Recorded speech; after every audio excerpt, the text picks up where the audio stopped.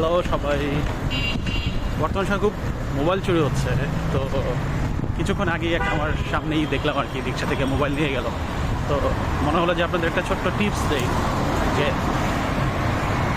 রিক্সায় চলার সময় যদি খুব প্রয়োজন হয় মোবাইল বের করার আর কি, মোবাইলে কথা বলার, তাহলে অবশ্যই রাইট সাইডে মানে সাইড দিয়ে ফোন রিসিভ করবেন আর কি, লেফট সাইডে করবেন। কারণ ধরেন কোনো বাইক বা কোনো কিছু দিয়ে যদি মোবাইলটা টান দেয়, তাহলে সে কিন্তু আপনার রাইট সাইড দিয়ে আসবে। রাইট সাইড দিয়ে ওর জন্য ইজি হয়, ও লেফট হ্যান্ড দিয়ে ফোনটা নিয়ে চলে যাবে।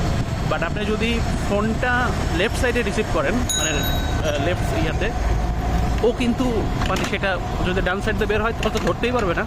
আর ও যদি আপনার বাম সাইড দিয়ে বের হয় তাহলেও কিন্তু পসিবল না, কারণ ও মানে বাম সাইড দিয়ে বের হয়ে যদি ও আপনার ডান ইয়া থেকে নিতে যায় তাহলে মানে, আর নর্মালি রিক্সাও হচ্ছে বাম সাইড দিয়ে যায়, ও জায়গাও স্পেসও পাবে না, আবার টান দিলে ওটা কন্ট্রোল করতেও সমস্যা হবে, পড়ে যাওয়ার সম্ভাবনা থাকে।